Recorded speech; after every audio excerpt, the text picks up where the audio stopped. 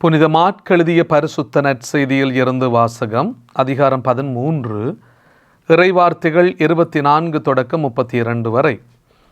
அக்காலத்தில் இயேசு தம் சீடர்களுக்கு கூறியது: அந்நாட்களில் வேதனைகளுக்கு பிறகு கதிரவன் இருண்டுவிடும், நிலா ஒளி கொடாது, விண்மீன்கள் வானத்திலிருந்து விழுந்த வண்ணம் இருக்கும், வான்வெளி கோள்கள் அதிரும். அப்போது மிகுந்த வல்லமையோடும் ஆட்சியோடும் மானிட மகன் மேகங்கள் மீது வருவதை காண்பார்கள். பின்பு அவர் வானதூதரை அனுப்பி அவர்கள் மண்ணுலகில் ஒரு கோடியில் இருந்து விண்ணுலகில் மறுகோடி வரை 4 திசைகளில் இருந்தும் தேர்ந்து கொள்ளப்பட்டவர்களை கூட்டிச் சேர்ப்பார்.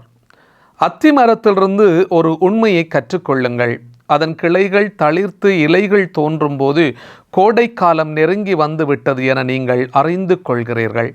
அவ்வாறே இவை நிகழ்வதை காணும்போது மானிட மகன் கதவை நெருங்கி வந்து விட்டார் என்பதை நீங்கள் அறிந்து கொள்ளுங்கள்.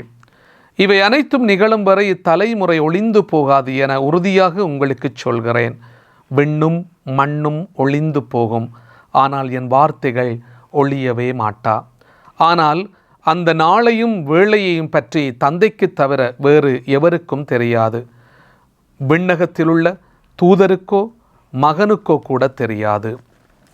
வாழ்வு தரும் இயேசு கிறிஸ்துவின் நற்செய்தி. கிறிஸ்துவே உமக்கு புகழ்.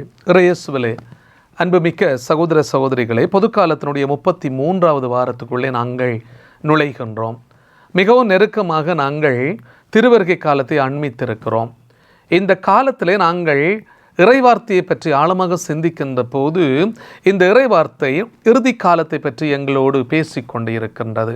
இந்த இறைவார்த்தையினுடைய வல்லமையை நாங்கள் சற்று ஆழமாக இப்போது நாங்கள் பார்ப்போம். குளத்திலே நீர் இருக்கும் வரையில்தான் கொக்குக்கும் குளத்திற்கும் இடையிலே இருக்கிற உறவு.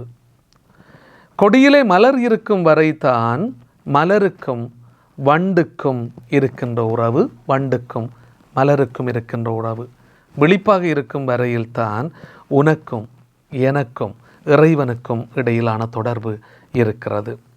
அன்பானவர்களே, இன்றைய நாளில் நாங்கள் சிறப்பாக சிந்திக்கின்ற போது வாழ்க்கையினுடைய முடிவு நம்மை மிகவும் அண்மையிலே வந்து கொண்டு இருக்கிறது என்பதையும், நமது இறப்புக்கு பிறகு நாம் அனைவரும் தீர்ப்புக்கு உள்ளாக்கப்படுவோம் என்பதையும் இன்றைய நற்செய்தி எங்களுக்கு மிகவும் தெளிவாக சொல்லுகின்றது. இறைவார்த்தையை தேர்ந்தெடுத்து அதன்படி வாழ்ந்தவர் மட்டும் இறைவனோடு வாழும் பேற்றினை பெற்றுக்கொள்ளுவார்கள் என்று இந்த மாற்கு நற்செய்தியிலே நாங்கள் தெளிவாக பார்க்கிறோம்.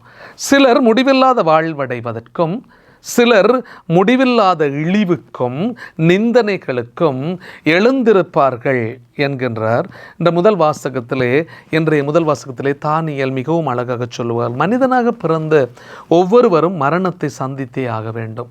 இந்த மரணத்தை கண்டு நாங்கள் ஓடிவிட முடியாது. மரணத்தை நிச்சயமாக நாங்கள் சந்தித்தே ஆக வேண்டும். அது அவனுக்கு விரைவாக வருவதை நாங்கள் அன்றாடம் பார்த்து கொண்டே இருக்கிறோம்.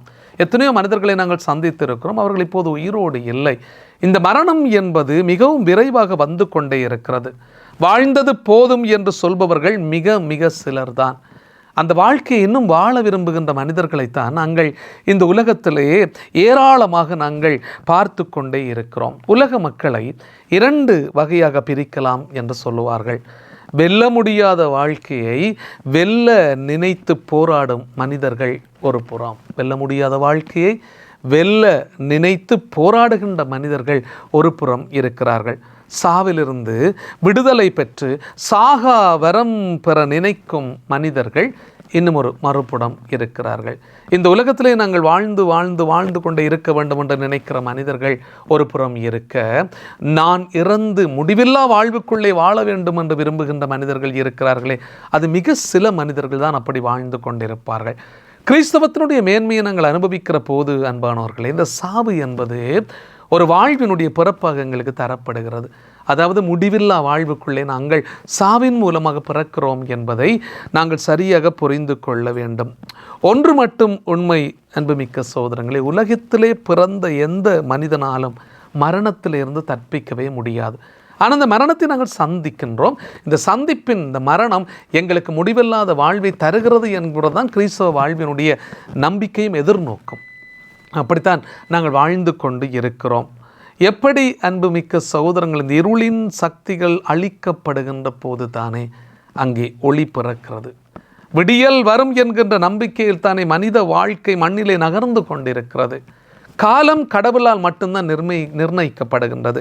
கடவுளால் மட்டும்தான் அந்த காலத்தை நிர்ணயிக்க முடியும். அது இப்படித்தான் நடக்க வேண்டும் என்பது நம்முடைய கரங்களிலே இல்லை.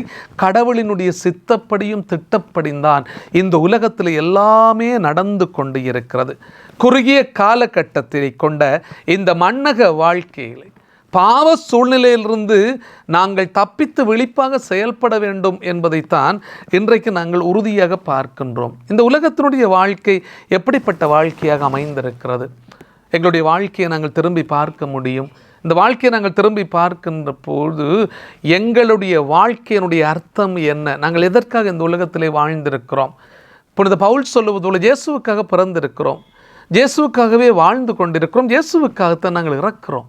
இந்த மனநிலை எங்களிலே எத்தனை பேருக்கு இருக்கிறது அன்பானவர்களே? இயேசுவுக்காக நாங்கள் பிறக்கிறோம், இயேசுவினுடைய விழுமியங்களை இந்த உலகத்திலே நாங்கள் செய்கிறோம், இயேசுவினுடைய அற்புதமான வாழ்க்கை பயணத்தை அன்போடு மற்றவர்களோடு பகிர்ந்து கொடுக்கிறோம், இயேசுவுக்காக நாங்கள் இறந்து விடுகிறோம். முடிவில்லாத வாழ்க்கை எங்களுக்கு மனமகிழ்ச்சியோடு தரப்படுகிறது என்பதை நாங்கள் புரிந்து கொள்ளாமல் பாவ அடிமைத்தனத்துக்குள்ளே சிக்கி வாழ்கின்ற மனிதர்களாக நாங்கள் வாழ்ந்து விடுகின்றோம். கிறிஸ்துவனுடைய அடிச்சுவதை பின்பற்றுகின்ற நாம் திருமுழுக்கு உறுதி பூசல் வழியாக தூய ஆவியை பெற்றுக்கொள்கிறோம். அந்த தூய ஆவியானவர் புனிதமான பாதையில் எங்களை வழிநடத்தி கொண்டே போகின்றார். அந்த புனிதமான பாதையில் எங்களை வழிநடத்தி கொண்டு போகின்ற போது பலவீனங்கள் எல்லாவற்றையும் நாங்கள் தகர்த்தறிந்து கொண்டு பலமான இயேசுவை நாங்கள் பற்றி பிடித்து கொண்டு நாங்கள் சென்று கொண்டு இருக்கிறோம். இந்த வாழ்க்கை பயணம் அப்படித்தான் அமைந்திருக்கு. ஒரு தடவை நின்று நிதானித்து எங்களுடைய வாழ்க்கையை நாங்கள் திரும்பி பார்ப்போமா? திரும்பி பார்க்கும்போது எத்தனை தடவைகள் கற்களும் முட்களும் நிறைந்த பாதைகள், பாவ தோஷம் நிறைந்த பாதைகள், பாவ அடிமைத்தனத்தில் சிக்கி தவித்த பாதைகள், இவற்றையெல்லாம் நாங்கள் கடந்து எதன் மூலமாக நாங்கள் வெற்றி கொண்டிருக்கிறோம் என்றால் பாவமா புண்ணியமா என்று பார்க்கிற போது புண்ணியத்தினுடைய வழியிலே நாங்கள் எப்போது நடப்பதற்கு விரும்புகிறோமோ அப்போது நாங்கள் வல்லமையை அனுபவித்துக் கொள்ள முடியும் அன்பானவர்களே. அதனால்தான் புனித பவுல் கலாத்தியருக்கு எழுதிய கடிதத்திலே மிகவும் அழகாக சொல்வார், ஊனியல்பினுடைய செயல்களோடு வாழுபவர்கள் இறையாட்சியை உரிமை பெறாக அடைந்து கொள்வதில்லை. இதை நான் முதலும் சொல்லியிருக்கிறேன், மீண்டும் சொல்லுகிறேன் என்று சொல்வார் கலாத்தியருக்கு எழுதிய திருமுகம் 5ஆம் அதிகாரத்திலே. அப்போது அவர் எங்களுக்கு விடுகின்ற இறைவார்த்தையினுடைய வல்லமை என்ன தெரியுமா? தூய ஆவியினுடைய கனியை நீங்கள் பெற்றுக்கொள்ளுகிறீர்களா? அன்போடு, மகிழ்ச்சியோடு, அமைதியோடு, பொறுமையோடு, நன்னயத்தோடு, நம்பிக்கையோடு, கனிவோடு, தன்னடக்கத்தோடு என்னுடைய வாழ்க்கையை நான் அமைத்து கொள்ளுகிறேனா? இவை அனைத்தையும் நான் தூக்கி எறிந்து விட்டு நான் பாவ அடிமைத்தனத்திலே சிக்கி தவித்து ஊனியல்பினுடைய பிள்ளையாக நான் இருக்கிற போது எப்படி நான் இறையாட்சியை பெற்றுக்கொள்ள முடியும்? அதனால்தான் புனித பவுல் சொல்வார், ஊனியல்புடைய செயல்கள் யாவருக்கும் தெளிவாய் தெரியும். பரத்தமை, கெட்ட நடத்தை, காமவரி, சிலை வழிபாடு, பில்லி சூனியம், பகைமை, சண்டை சச்சரவு, சினம், சீற்றம், கட்சி மனப்பான்மை, பிரிவினை, பிளவு, அழுக்காறு, குடிவரி, களியாட்டம், இவற்றோடு வாழ்ந்து கொண்டிருக்கிற இந்த ஊனியல்புடைய செயல்கள் எங்களை பாவ அடிமைத்தனத்துக்குள்ளே சிக்கி அப்படியே அமிழ்த்தி கொண்டே இருக்கிறது. இந்த பாவத்தை செய்கின்றோம். ஆனால் பரிசுத்தமான வாழ்க்கை வாழுகிற போது நாங்கள் ஆவியினுடைய கனிகளைத்தானே நாங்கள் பெற்றுக்கொள்ள முடியும். அன்பானவர்களே, ஒரு தடவை நாங்கள் நின்று சிந்திப்போம், என்னுடைய வாழ்க்கை எப்படிப்பட்ட வாழ்க்கை? விழிப்பாக நான் இருக்கிறேனா? ஒரு வாகனத்தை ஓட்டுபவன் எப்போதுமே விழிப்பாக இருக்க வேண்டும். அவன் நித்திரை கொண்டு விட்டான் என்று சொன்னால் அந்த வாகனம் விபத்துக்குள்ளாகும். அதுக்குள்ளே இருக்கிற மக்கள் அவனை நம்பி போய்கொண்டு இருப்பார்கள். ஆனால் அவன் விழிப்பாக இருக்காது விட்டால் இந்த மக்கள் எல்லாரும் பயங்கரமாக விபத்துக்கு உள்ளாவார்கள். கொக்கு மீனுக்காக காத்திருக்கிறது, ஒற்றை காலிலே நின்று கொண்டு காத்திருக்கிறது என்று சொல்லுவார்கள்.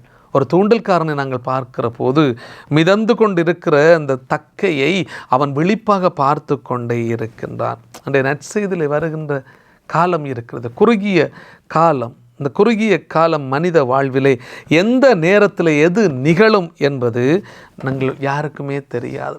எல்லா சூழ்நிலைகளிலும் அன்பானவர்களே புனிதத்தின் நிறைவாகிய இறைவனை நாங்கள் சந்திப்பதற்கு ஆயத்தமாக இருக்கிறோமா என்பதை நாங்கள் இன்றைக்கு புரிந்து கொள்ள வேண்டும். அதுதான் இன்றைக்கு எங்களுக்கு தரப்படுகின்ற ஒரு மிக முக்கியமான ஒரு விடயம். பழங்காலத்தில் ஒரு கதை ஒன்று சொல்லுவார்கள். மனித வாழ்க்கை என்பது பை ஊரிலிருந்து பொய் ஊருக்கு வந்து இந்த பொய் ஊரிலே இருந்து மெய் ஊருக்கு போகிறது என்று சொல்லுவார்கள். பையூர் அப்படின்னு சொன்னால் அன்னையினுடைய, எங்களுடைய தாயினுடைய உதரம், அதைத்தான் பையூர் என்று சொல்லப்படுகிறது. அந்த பையூரில் இருந்து இந்த உலகத்தை நாங்கள் பார்க்கிறோம். இது பொய்யான ஒரு உலகம், நீதியற்ற உலகம், உண்மையற்ற உலகம், நேர்மையற்ற உலகம்.